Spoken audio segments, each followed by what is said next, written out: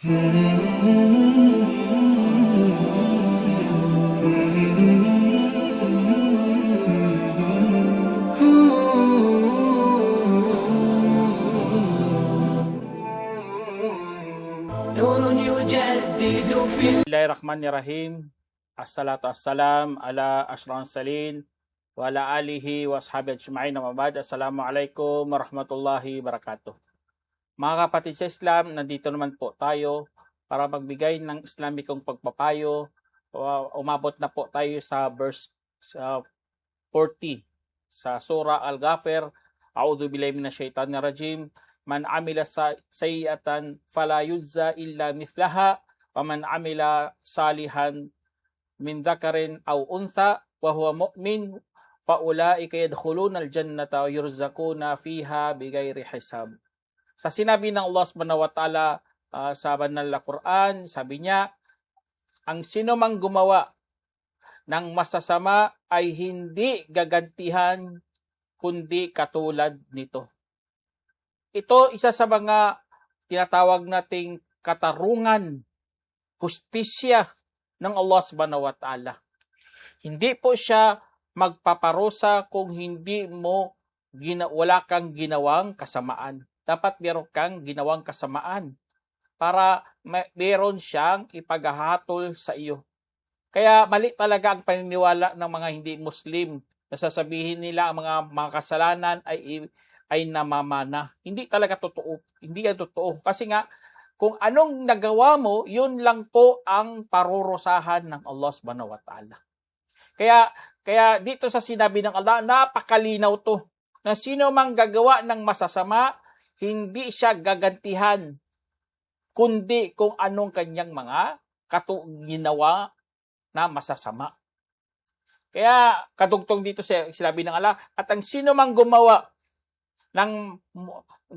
ng mabubuti mula sa mga kalalakihan o kababaihan, habang siya'y mananampalataya, magkagayon, ang mga iyon ay papasukin sa paraiso habang binayayaan roon na walang paglilitis. Kaya isa sa mga kondisyonis, mga kapatid, para makapasok sa paraiso ay kailangan ikaw po ay gumagawa ng mga kabutihan. Dapat gumawa ka ng kabutihan. At ang doon, mayroong pananampalataya. Allahu Akbar. Kaya naulubos natin naunawaan, mga kapatid, ang mga tao makakapasok sa paraiso, ang mga mananampalataya na gumagawa ng mga kabutihan. Hindi pwede, mananampalataya lang ako, nandito sa puso ko ang pananampalataya, okay na, hindi ganun. Dapat ipakita mo sa gawa, kaya ang pananampalataya makikita sa bibig. Sa dila, makikita sa dila mo kung sinasabi mo. Makikita mo sa parte ng katawan mo. Lalo na makikita rin sa puso. Tingnan nyo, tatlo talaga sinabi ng mga dalubhasa. Dapat ang iman makikita sa tatlo. Ganun na ganun din, hindi pwede sasabihin mo malinis ngipin mo kung hindi ka nagtututbrush. Ang pananampalataya, dapat may tinatawag nating kaakibat po yan ng mabuting gawa. Kaya tama talagang Allah.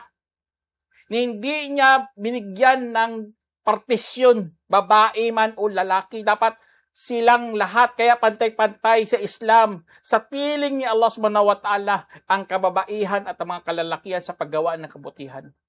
Hindi katulad dito sa mundo na mayroon talagang kaibahan ang lalaki at babae. Pero sa paggawa ng kabutihan, mayroon talagang wala pong tinatawag na partisyon. Lahat po yan magkapantay sa piling ni Allah Subhanahu wa Ta'ala. Kaya yun lang po ang kondisyon sa mga taong gustong pumasok sa paraiso. Dapat taglayin natin ang pananampalataya at gumawa po tayo ng mabubuting gawa. Kasi nga bibigyan tayo ng Allah Subhanahu wa Ta'ala ng pagkakataon. Pagkakataon na makapasok sa paraiso. Na bibiyayaan ka doon, kapatid. Kung di sa mundo, tingin mo, luging-lugi ka, tingin mo mababa ka, tingin mo hamak ka na tao, huwag kang mag-alala.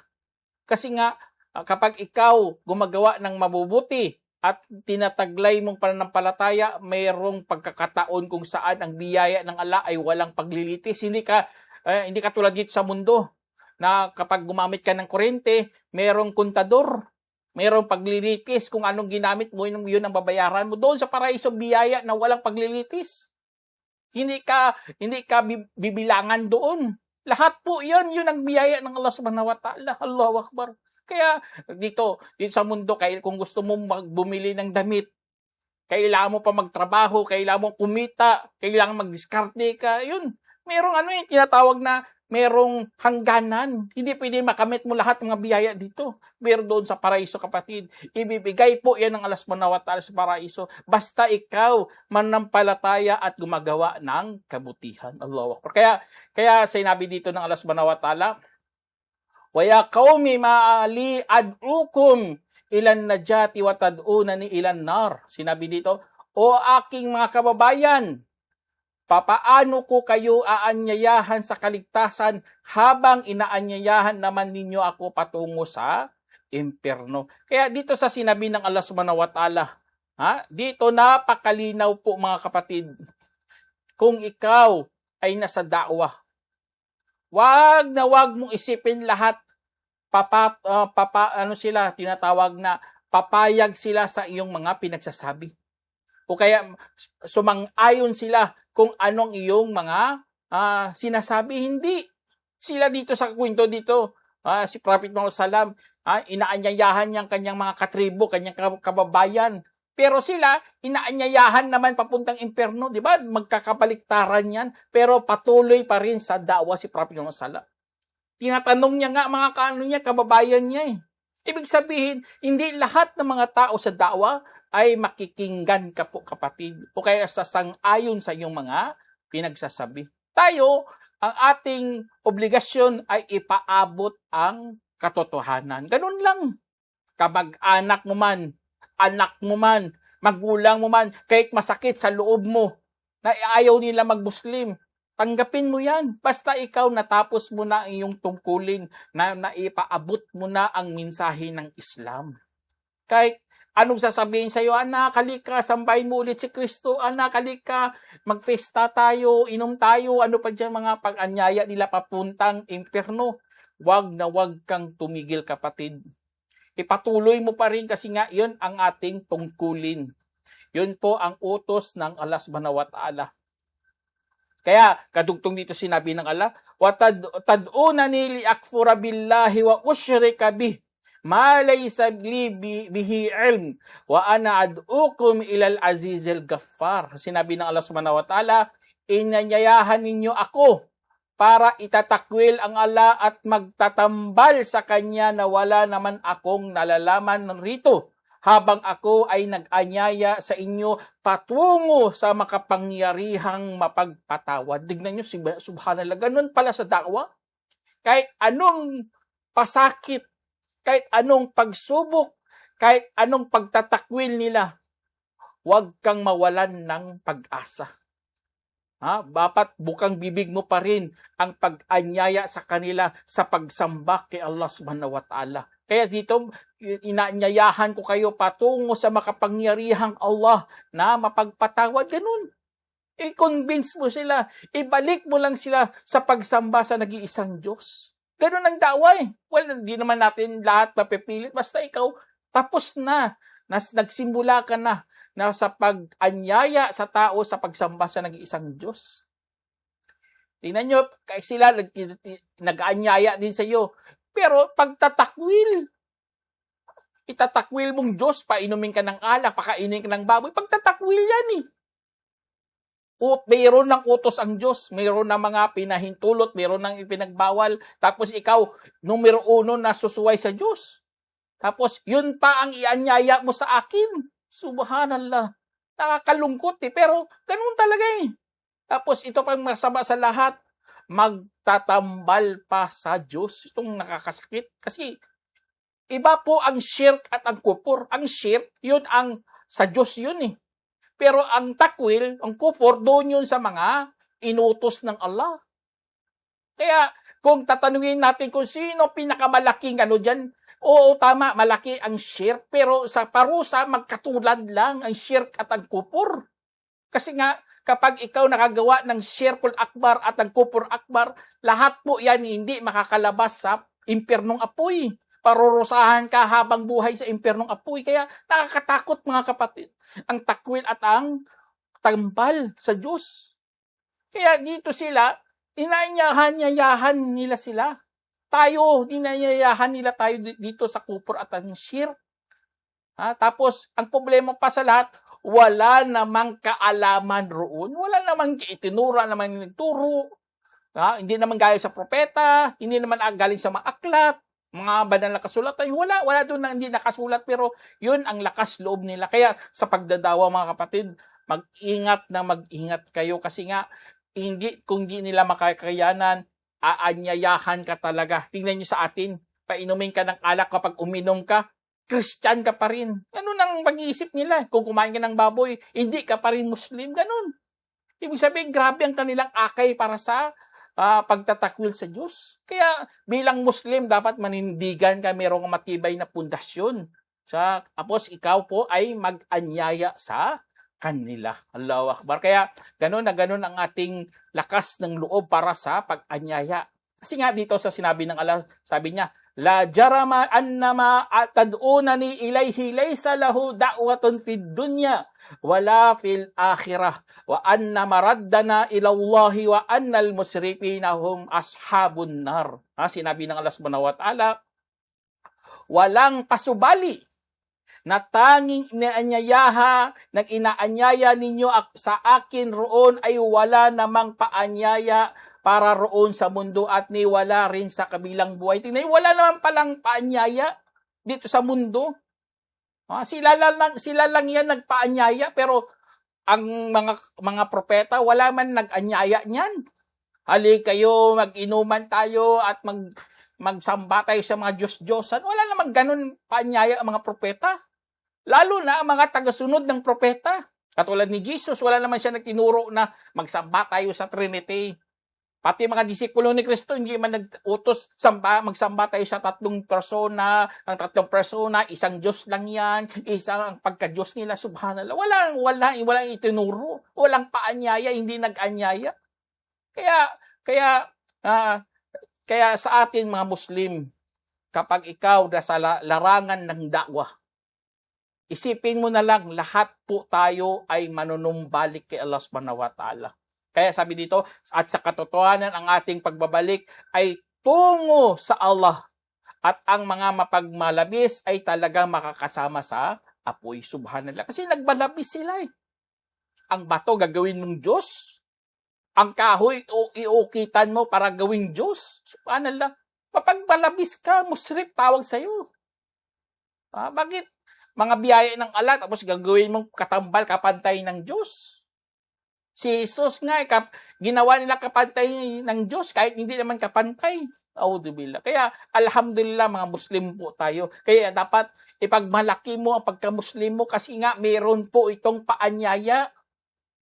Kaya sino man nag-Muslim ay makakapasok sa paraiso. Ang sino man humangad ng Islam, makakapasok sa paraiso. Yun, paanyaya yun. Tinatawag tayo, halina kayo, punta kayo dito. Pero kahit tingnan nyo sa Christianity, hindi nga sinabi ni Kristo mag-Christian kayo, yung nakakatakot sa lahat eh. Hindi naman sinabi ni Kristo, kaya walang paanyaya talaga. Tapos sabihin mo, itong kaligtasan namin, tanggapin mo lang si Jesus, ligtas na kami. Walang paanyaya mismo kay Kristo, tapos ikaw papasok ka dyan. Alhamdulillah sa atin, sa pagka-Muslim natin, dami pa nag-anyaya. Si Ibrahim, tinawag tayo.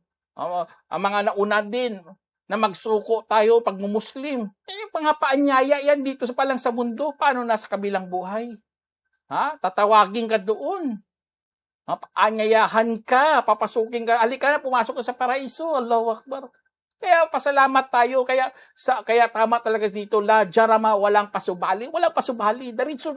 Sabihin mo talagang katotohanan kahit sila po ay nag-anyaya sa patungkol sa mga kupor nila. Wala. Tayo, diretso, magsabi tayo ng katotohanan. Tanggapin man nila o hindi, walang problema. Kaya tama talaga sinabi ng Allah.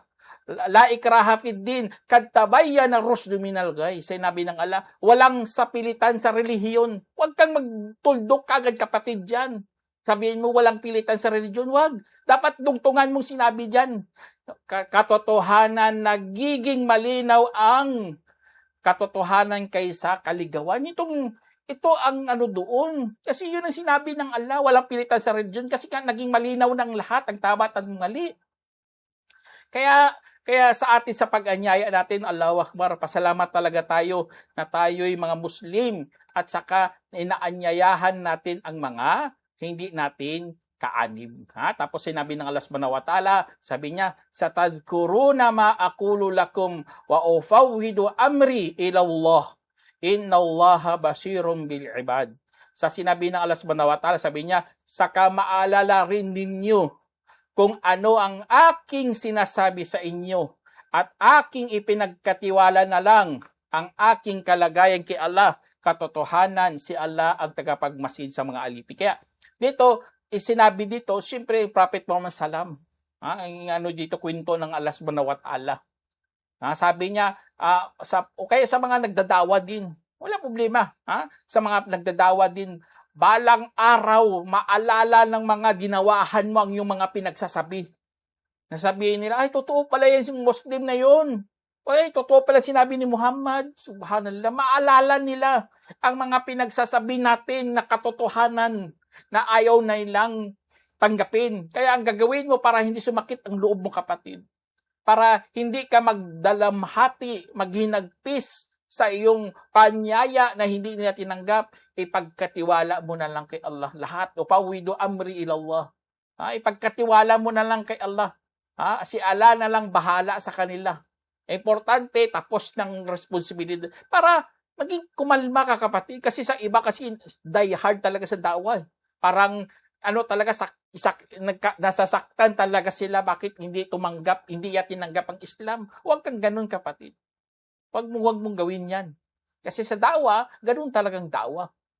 Nauna pa nga si Prophet Nuh alayhi salam, kakaunti lang nag-Muslim sa kanya kahit 950 years o 1,000 maliban sa 15 na taon, 950 years ng kanyang paanyaya sa mga tao, wala nga nag-Muslim kundi mga kakaunti. Ganun din po, kapatid, tayo. Kung ayaw nila makinig, wala tayong pananagutan, basta ikaw tapos na sa pag-anyaya. O kaya example na lang sa pagdadawan natin sa mga internet, kung tingin mo ang view mo tag 100 o kaya 50, minsan isa lang, tanggapin mo.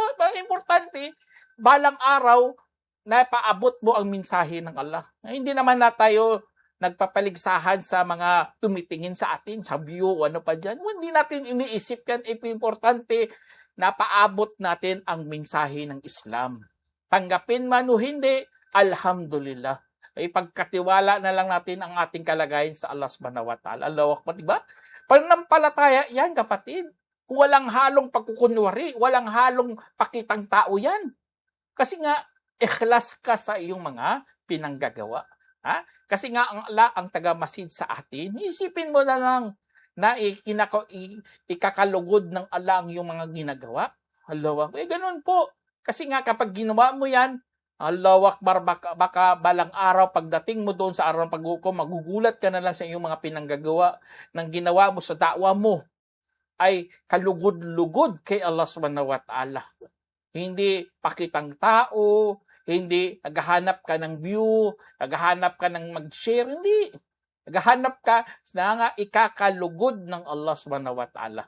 Kaya, tapos sabi dito ng Allah subhanahu wa ta'ala, pawaqahu Allahu sayyiati ma makaru wa haqa bi ali fir'auna su'ul adab. Sinabi ng Allah subhanahu wa ta'ala sa verse 45, sabi niya, kaya't pinalagaan siya ng Allah sa mga masama nilang pinakana at pinaligiran ang mamayan ni Paraon ng napakasamang parusa. Kaya dito sa ito, mga kapatid, mga makar, tinatawag natin sa Arabic, ang pakana. Alam naman natin ang pakana, ibig sabihin, magdesisyon siya, ngunit masama ang kanyang layunin. Itong tinatawag nating pakana, scheme kung sa Arabic, sa English pa, scheme. Kaya ang pakana nila, madami yan, lalo na sa mga hindi Muslim, sa mga ayaw ka magsalita ng katotohanan. Marami silang mga pakana, ngunit Sa proteksyon ng Allah subhanahu wa ta'ala, bibigyan ka ng pangangalaga. Katulad sa nangyari kay Prophet Muhammad sallam, maraming pakana ang mga Quraysh sa kanya. Pero humihiling siya kay Allah subhanahu wa ta'ala ng pangangalaga. Kaya binibigyan siya ng Allah ng pangangalaga. Kaya dahil doon kay Musa, sa time ni Musa din, binigyan si Musa ng pangangalaga ng Allah. Pinuntahan niya si Paraon, subhanallah. Alam mo, pumunta ka sa hari ng mga hindi makatarungang tao, mga malulupit, pinaparusahan kahit saan lang. Tapos pupuntahan mo doon gamit ang mga tanda ng Allah. Ipapakita, dadawahan mo. Pahirap kaya yun? Katulad, pupuntahan mo si Trump, dawahan mo si Islam. Hirap yun. Dala mo lang Quran. Sa time na yun, alhamdulillah, may mga, mga himala pa. Pumunta doon si Musa. Pero dahil sa pagtatakwil ni Paraon, hindi talaga niya tinanggap. Bagkus siya pa ang nag-anyay na siya ay Diyos. Subhanallah, napakatinding kalapastangan sa Diyos yun. Kaya dahil doon sa kanilang mga pakana, pinarusahan sila ng Allah subhanahu wa ta'ala ng napakasamang parusa. Kaya ibig sabihin, lahat ng nagpapakana sa mga nagdadawa, huwag kayong mag-alala kapatid, basta hilingin nyo lang ang pangangalaga ng Allah. Bibigyan po tayo katulad ng ibinigay niya sa mga naunang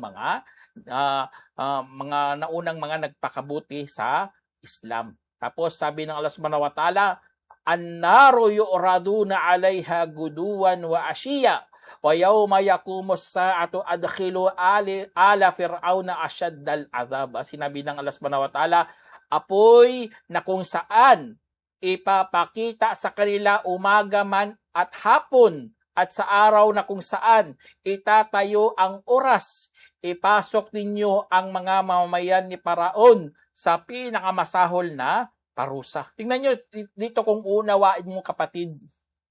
Meron palang parusa bago ang araw ng paghukom. Ito po tinatawag natin sa Hayatul Barzakh. Doon sa Barzakh yan, sa libingan. Pinaparusahan na pala ang mga kababayan ni Paraon, pati si Paraon pinaparusahan na po, subhanallah, bago sila ipasok sa araw ng pagbukom. Kaya audubila, kaya tama talaga ginagawa natin sa sala. Nag-audubila ka sa adabil kabri wa adabil jahannam, sa parusa sa nagpapakup ako kay Allah laban sa parusa sa libingan at sa parusa sa impyerno. Mustang. Kasi nga mayroon palang parusa doon. Katulad ng nangyari kina Paraon dito, na hinadlangan nila si Musa, bagkos papatayin niya pa nga eh. Buti na lang, iniligtas sila ng Allah subhanahu wa ta'ala sa panahon ng Ashura. Kung hindi, subhanallah. Kaya dahil doon, kaya parusa sa kanila. Apoy na kung saan ipapakita sa kanila araw at umaga man o sa hapon. Subhanallah. Tapos sa araw kung saan itatayo ang oras, ibig sabihin, ang araw ng paghukom, ipapasok naman sila sa pinakamasahol na kaparusahan. Ibig sabihin sa impyernong apoy. Alam naman natin ang mga si Paraon na sa pinakadulo na ng impyerno yun. 3 yan pinakadulo doon eh. Sila Paraon, mga munapikon, at mga tumanggap ng tinatawag nating Al-Ma'idah, mga hapaghapunan sa time ni Isa. Yun, nandoon yan, pinakasulok yan sila doon sa impyernong apoy. Kaya nakakatakot kasi nga pinakamasahol nga sinabi dito eh, asyaddal azab. Hindi lang adab, hindi lang parusa, bagkus pinakamasahol. Kaya a'udzubillah, magkakup-kup talaga tayo kay Allah subhanahu wa ta'ala sa mga ganitong mga pangyayari. Tapos sinabi ng Allah subhanahu wa ta'ala, wa id yatahajuna fin nari fayaqulu du'afa lil ladina istakbaru inna kunna lakum tabaan fa hal antum mugnuna anna nasiban minan nar. Sinabi dito ng Allah, at nang nakipagtalo sila sa bawat isa sa loob ng impyerno, sasabihin ng mga mahihina sa mga yaong nagmataas, tunay na kami ay dati ninyong tagasunod. Kaya meron ba kayong maitulong sa amin laban sa anong bahagi mula sa apoy? Subhanallah, tingnan nyo. Nakipagtalo sila doon kasi magsisihan na sila eh. Ikaw kasi. Ha? Kaya walang pakinabang pag ano nyo doon, pakipagtalo nyo doon. Dito lang sa mundo, makipagtalo ka. O ano pa yan, baka meron pang maigawang lunas sa inyong pakipagtalo. Pero sa impyerno, wala. Kaya anong gagawin na lang ng mga mahihina? Sasabihin na lang nila sa mga mas mataas, sa mga leader nila, sa kanilang mga pinuno, meron ba kayong maitulong sa amin? Para maigsan man lang ang parusa dito sa apoy. Alam niyo, sasabihin nila, tungtong dito sabi dito, وَقَالَ الَّذِينَ اسْتَكْبَرُوا إِنَّا كُلٌّ فِيهَا إِنَّ اللَّهَ قَدْ حَكَمَ بَيْنَ الْعِبَادِ. Pakinggan nyo kapatid, sinabi ng mga yaong ng mataas, tunay na tayong lahat ay naririto. Subhanallah, nakakalungkot. Lahat tayo naririto rin. Pinaparusahan din. Tunay nga si Allah ay talagang naghatol sa pagitan ng mga alipin. Natulan na tayo Kaya dito na tayo sa impyerno. Lahat tayo. Bakit hingi pa tayo ng tulong? Bakit magpadrino pa kami sa inyo? Hingi pa kami ng tinatawag nating magsyafa'a pa kami, mamamagitan. Wala na, nahatulan na tayo, kaya lahat tayo naririto sa impyernong apoy. A'udzubillah. Tingnan nyo. Ganun na isasagot sa iyo. Ano mang masasaktan ka talaga kapag marinig mo yun kapag ikaw nasa impyernong apoy. Masasaktan ka kapatid, kaya maghunos dili talagang gumagawa ng masasama. Lalo na mga kabair, mga malalaking kasalanan. Maghunos dili talaga kasi ang iyong sinusundan, hindi mo talaga masisisi sa araw paghukom. Hindi mo sila masisisi bagkus sisihin mo sarili mo. Ang kaya mo lang gawin, sumpain yun lang mang sila. Ganun lang, para madagdagan lalo ang kanilang kaparusahan. Pero maliligtas ka, hindi ka nila maliligtas. Ang makakapagligtas sa'yo ang iyong mga mabuting gawa. Wala kayong mabuting gawa Nang ginawa, puro kabloktutan, puro kalapastangan sa Diyos, pagtatakwil o kaya pagtatambal, ano na may tulong sa iyo. Kaya sana meron kayong napulutang aral mga kapatid sa mga ganitong sa dawa na ito.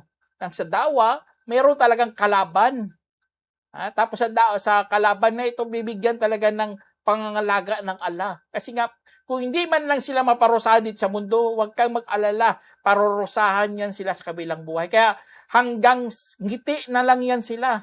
Akala nila nagtagumpay na sila dito sa mundo. Hindi sila nagtagumpay bagkus.